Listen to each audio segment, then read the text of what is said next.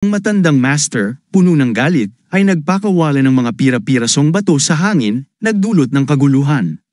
Ang teknikang ito ay isang ipinagbabawal na blood technique na nagdala ng mas malaking panganib. Isa itong ipinagbabawal na ritual ng pagkuha ng dugo na bihirang makita, kahit ng mga piling nilalang. Nang masaksihan ito, hindi napigilan ng ginang ang kanyang mga luha.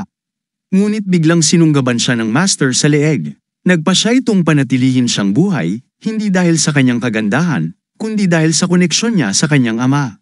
Kailangan ng master ng pakikipagkita kay Hangang Moon, at ang dalaga ang naging susi niya. Galit niyang pinisil ang leeg ng dalaga, ngunit sa halip na magmakaawa, dinuraan siya nito ng dugo sa mukha. Lalong nagalit ang master at ibinato siya sa lupa, nagdesisyong gawing bihag ang dalaga.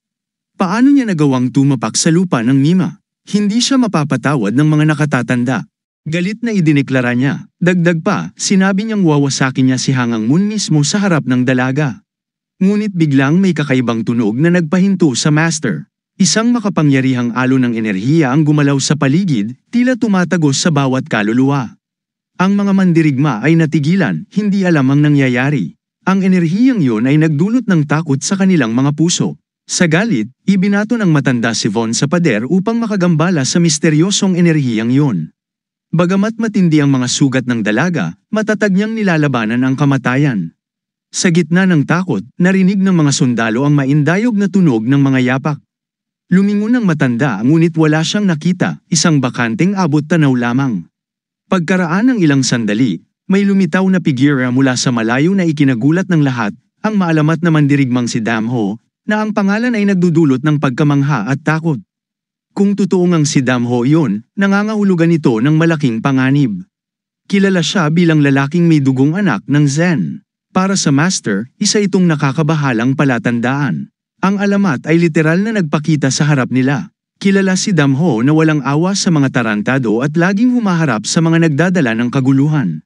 Bigla siyang nagpakita sa kanilang harapan, ngunit walang nakakaintindi kung bakit siya naroon. Tahimik siyang nakatayo, walang binibitawang salita, ngunit walang mandirigma ang naglakas loob na lumapit sa kanya. Tumingin siya sa paligid ng labanan at napansin ang ginang na nasa mahirap na kalagayan. Halos hindi makahinga ang ginang, bawat salita ay tila isang laban para sa kanya. Ngunit nang makita niya si Damho, nilakasan niya ang kanyang loob, pilit na bumangon sa kabila ng kahinaan. Hindi maintindihan ng mga mandirigma kung bakit naroon si Damho, ngunit nagpasya silang huwag hayaan na kunin niya ang dalaga.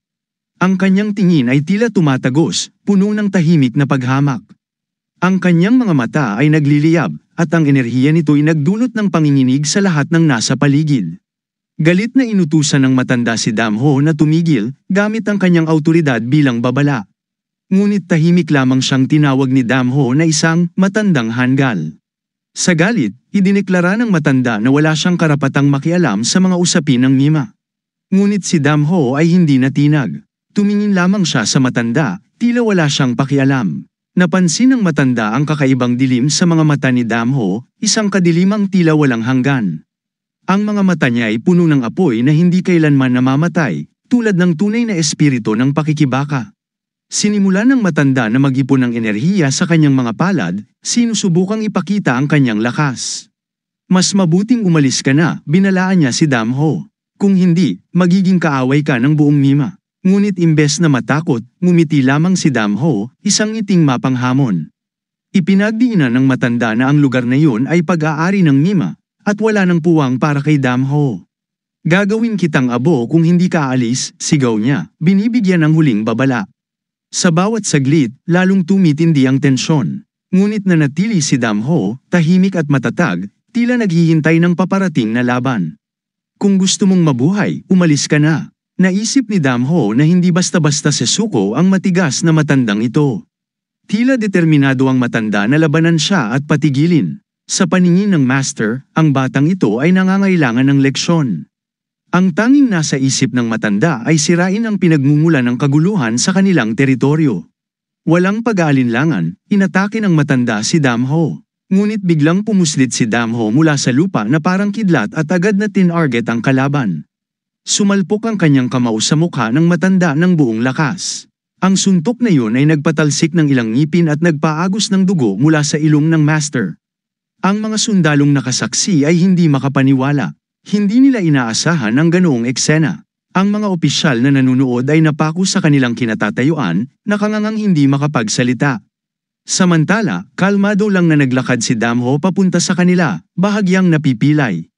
Hindi binigyan ng pagkakataon ng master na bumawi, agad na pinakawalan ni Damho ang pangalawang suntok.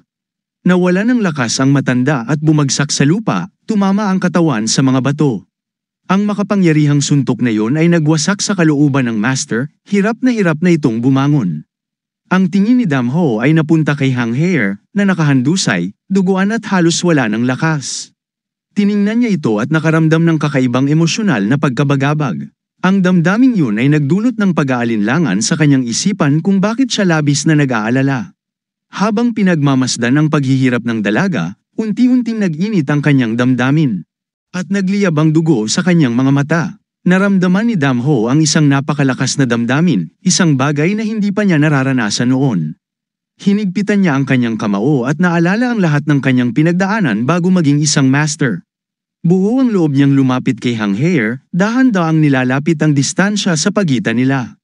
Ang kanyang determinado at matinding tingin ay nagdulot ng kaba sa dalaga. Habang hawak ang dagwang kamay, nakita niya ang kamao ni Damho na nasa harapan niya. Sa sandaling yun, biglang nakilala ni Hang Heer si Damho bilang kanyang nakakatandang kapatid. Ngunit bago pa man makapagsalita ang dalaga, isang mandirigma mula sa likod ang biglang umatake kay Damho.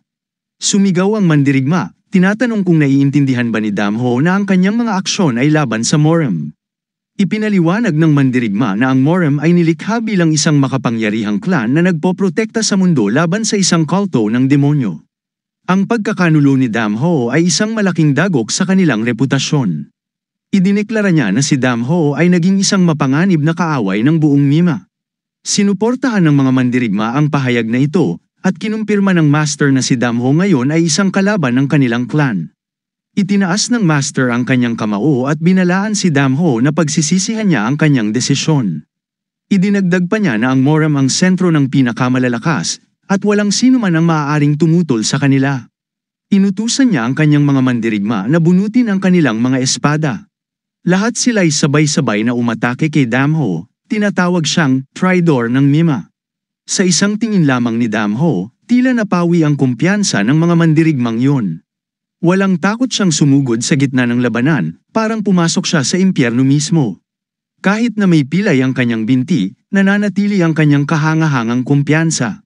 Napakagulo ng enerhiya ni Damho, tila hinahati nito ang espasyo. Napilitan ang mga umatake na magsitakbuhan sa magkakaibang direksyon. Ang mga mandirigma ay sumigaw, "Damho, mamatay ka na." Ngunit lahat ng kanilang pagsisikap ay nauwi sa wala. Sa tugon, walang awa si Damho, isa-isa niyang kinuha ang buhay ng kanyang mga kalaban. Ang kanyang kamao ay tumatagos sa kanilang mga mukha, nagdudulot ng mga nakakamatay na suntok. Sa tindi ng kanyang lakas, nagkawatak-watak ang katawan ng kanyang mga kalaban. Siya'y baliw. Ano ba ang ginagawa niya? Sigaw ng mga sundalo habang nanunood ng mapanirang galaw ni Damho. Para sa kanila, isang halimaw ang kanilang kaharap. Hindi na siya tao kundi isang tunay na demonyo. Nang makita ng leader na ang sitwasyon ay nagiging kritikal, inutusan niya ang kanyang mga sundalo na mag-urong. Napagtanto nilang hindi lang sila ang nakaharap sa ganitong puwersa. Si Damho ay tumigil sa harap ng pangunahing salarin sa lahat ng kaguluhan. Agad siyang tumalon at parang kidlat na gumalaw sa katawan ng kalaban, hinawakan siya ng kamay at pinaramdam sa leader ang takot na hindi niya pa nararanasan. Sumigaw ang leader, "Pipakawalan mo ako, sasabihin ko sa iyo." Ngunit hindi nakinig si Damho. Ipinahayag niya na ang taong ito ay kailangang mabuhay sa takot sa kanyang kapangyarihan, ang pag-iisip pa lamang nito ay mas masakit pa kaysa sa kamatayan para sa kalaban. Sa sandaling yun, nagdesisyon si Damho na gawing walang saysay ang kalaban. Ang magulong kamao niya ay damapo ng buong lakas sa katawan ng kalaban. Ang epekto ng suntok ay literal na nagwasak sa katawan ng leader at iniwan lamang ang abo sa gitna ng laban. Samantala, dumating si Hess sa hotel at nakatanggap ng mahalagang balita. Hindi siya makapaniwala sa narinig at nagtanong muli, "Pwede bang ulitin mo?" Ang mandirigma ay nagpatuloy na may luha sa mata at kinumpirma ang balita. Mabilis na kumapit ang galit kay Hess at hindi na niya kayang pigilan ito. Paulit-ulit na sinabi ng mandirigma, "Patay na si Great Numuno." Ang leader ay hindi makapaniwala sa mga salitang ito. Tila imposibleng mangyari na ang isang malakas na mandirigma ay pinatay ng isang makapangyarihang kalaban. Sinong bastos na naglakas loob patayin ang ganitong kamajestadong mandirigma? Ang sigaw ng leader sa pagkabigla. Nang dumating sa kalooban ng Moram, ang lahat ng narinig ito ay naisip na nawalan siya ng pamangkin at si Kyuma. Ngunit hindi pa sapat ito para sa Great Namgang Clan, hindi sila titigil dito. Si Kyuma ay isang simbolo ng awtoridad ng Mima, at ang pagkawala niya ay maaaring magpabagsak sa buong alyansa. Hindi na nila kayang mag-obserba na lamang sa nangyayari. Ang tanging paraan para maibalik ang dangal ng Moram ay sirain si Damho. Para sa kanila, siya ay isang maruming nilalang na ng ahas hominin ng kanilang sistema. Ang sitwasyong ito ay lumalim na, tinatamaan ng pride ng lahat ng miyembro ng Moram. Hindi na nila kayang manahimik at magmamasid. Magtitipon sila ng mga puwersa upang wasakin siya sa kanyang sariling teritoryo. Ngunit ano nga ba ang iniisip ni Hanjin tungkol dito? Bakit nga ba? Dahil hindi na siya konektado kay Hen, dati siyang bahagi nito, ngunit ngayon ay nagbago na ang lahat. Ang bastardo ay tinalikuran na si Hashan at naging isang exiled, pati na ang kanyang guro. Magagawa kaya ng elder na magpatawad sa ganitong pagtataksil? Marami sa mga miyembro ng elders ang nag-utos na magsimula ng isang pagtugis kaagad. Ang pinakamainam nilang hakbang ay alisin agad ang taong ito bago pa siya maging isang mas malaking banta. Palaging nangunguna ang Moram at hindi na nila babalik ang kanilang mga hakbang. Walang lugar sa mundo para sa isang katulad ni Damho, ito ang batas ng mga malalakas. Ngunit may naiibang pakiramdam na naramdaman ng leader, isang pakiramdam ng pag-aalala na patuloy na lumalala. Nagpunta tayo sa mga bundok malapit sa dagat, kung saan nagsimula ang bagong yugto ng mga pangyayari. Ang mga sinag ng araw ay dahan-daang pumasok sa kuweba, tinatanglawan ng dilim ng init. Naramdaman ni Ilan ang init sa kanyang mukha, parang ginaisang ang kanyang katawan mula sa sakit. Nang magising siya, nagsimula siyang umubo at sumigaw, tinatawag ang kanyang mistress. Lumabas siya mula sa likod ng bato, binibigyan siya ng kasiguraduhan na okay lang ang lahat. Si Ilan ay huminga ng malalim, ramdam ang sakit at dugo sa kanyang mga baga. Ang mistress ay lumapit sa kanya ng may pag-aalala at tinanong kung siya ay okay lang. Naghikbi si Ilan at nagmakaawang huwag siyang piliting gumalaw pa, at pinaalalahanan siya ng pagkawala ng dugo. Ang kondisyon ni Ilan ay malinaw, seryoso ang mga panloob na sugat na maaaring magdulot ng kamatayan. Kung mamatay siya, hindi na ito ikagugulat batay sa lahat ng nangyari. Ngunit sino ang nagbigay sa kanya ng ganitong epektibong first aid? Tinanong ni Ilan ang babae kung ano ang nangyari, ngunit tanging ang sagot niya ay si Damho ang tumulong. Hindi makapaniwala si Ilan kung bakit tutulungan siya ni Damho. Parang hindi kapani-paniwala, sa isang lugar sa kagubatan malapit sa kuweba, may isang lalaking sugatan. Pinipigilan niyang huminga at nauubos ang dugo, nasa bingit siya ng buhay at kamatayan. Ang pangalan niya ay SSU, at siya ang malapit na kasama ni Kwanggul. Si SSU at ang kasama niyang Sachu ay pumasok sa gusali ni Maa upang magudyok ng kaguluhan sa mga sundalo. Layunin nilang maglunsad ng atake kay Hanghar gamit ang mga mandirigma, ngunit ng araw na mamatay si Numuno, nilamon siya ng sariling galit. Nabigo ang mga taktika ng militar na pinaplano, iniwan siyang walang magawa, at ang kanyang mga plano ay nauwi sa wala. Tanging sakit at dugo na lang ang iniwan. Ang nangyari kay SSU ay napakabigat na mahirap ipaliwanag. Hindi siya makagalaw at hindi man lang kayang tumakas. Paralizado siya ng takot. Ang anyo ni Damho ay pumukaw ng atensyon sa eksena. Ilang sandali na ang nakalipas, ngunit malinaw na naaalala pa niya ang mukha ni Damho, nakaukit ito sa kanyang alaala magpakailanman. Kalmado si Damho nang sabihin na alam niyang may kinalaman siya sa masamang gawain. Naguluhan si SSU. Paano niya nalaman ito? Para bang tinutokso siya ni Damho nang may layunin? Hindi maintindihan ni SSU kung bakit siya pinahihirapan, ano ba ang dahilan? Nang isipin ito, naisip niyang siya ang tanging nakaligtas mula sa nayo na kanilang nalot nang dumating ang mga reinforcements at nakita siya, nag-freeze ang mga sundalo sa takot. Nakita nila ang kalagayan niya, at ang katotohanang siya ay buhay pa ay isang nakakatakot na kababalaghan. Tinanong siya ng mga sundalo kung ano ang nangyari. Sumagot si SSU na balak niyang tapusin ang misyon, ngunit nagkamali ang lahat. Ngunit biglang nakialam si Damho at nagpakita ng kanyang sariling mga salita. Nang makita nila ang kanyang anino, nakaramdam ang mga sundalo ng panik. Napagtanto ng isa na ang pangunahing target nila ay si Damho. Tinawag siya ng mga mandirigma na isang mamamatay tao at Diyos ng dugo. Biglang bumagsak ang lalaking may foam sa bibig, nangingisay, ngunit ito pala ay isang panlilinlang, isang decoy para sa isang ambush mula sa kalaban. May isang tanong si Damho na nais niyang malaman, bakit ang mga kasuklam-suklam na ito ay patuloy na humahabol kay Hanghar? Sumagot ang isa sa mga mandirigmang kalbo na personal itong isyo ng mga magnanakaw. Inutusan niya ang mga mandirigma na itigil ang lahat ng pagtutol at patayin si Damho anuman ang mangyari. Wala nang kasunod na pagpipigil si Damho sa mga hanggal na patuloy na hadlang sa kanyang daraanan. Nang matanto niyang wala sa kanila ang may saysay o pagkakataon, isang nakakagulat na liwanag ang sumik at ilumina ang buong kagubatan. Ang isang alon ng pagkawasak ay tinabyunan ng buong kapaligiran na nagdulot ng kaguluhan. Ang dilim na lumabas kay Damho ay nagbunga ng kamatayan ng lahat ng mga mandirigma ng Moram. Makalipas ang ilang minuto, nakahandusay sila sa lupa, mga patay na katawan na parang tambak na basura. Tanging ang kalbong mandirigma na lang ang nakaligtas, ngunit hirap na, humihingi ng awa kay Damho. Pinadapa siya ni Damho gamit ang kanyang paa, at humiyaw ito sa sakit. Ngayon, oras na para magsalita. Inamin ng kalbo na ang batang babae na si Veron ay ibebenta sa pagkaalipin, ngunit napansin siya ng pangunahing mga ngalakal at kinuha siya para sa sarili. Natakot siyang kung maalala ng babae siya, maghihiganti siya balang araw. Kaya't nagdesisyon siyang alisin si Veron. Tinanong ni Damho kung saan nakuha ng kalbong mandirigma si Hen. Sumagot ang kalbo na isang maliit na nayon sa gilid ng TBEC Mountain sa Shani Province. Nang marinig ito ng ating bayani, sumabog ang galit niya. Naalala ng kalbo na nakatagpo siya ng dalawang kakaibang tao doon, isa sa kanila ay pumatay ng kanyang kasamahan sa pamamagitan ng pagkapit sa leeg nito. Ito raw ang katotohanan mula sa unang tingin sa batang dumating sa nayon. Maliwanag na iba siya sa mga iba. Si Cavan ay parang nakatatandang kapatid na sumusuporta sa kanya. Nagulat si Damho nang malaman na kilala ni Jin Oak si Hen at sinunod pa ang kanyang kahilingan. Lahat ay namangha na si Jin at si Damho, bagamat pareho silang may nakaraan, ay magkaiba. Malapit sila ngunit hindi magkakapwa dugo.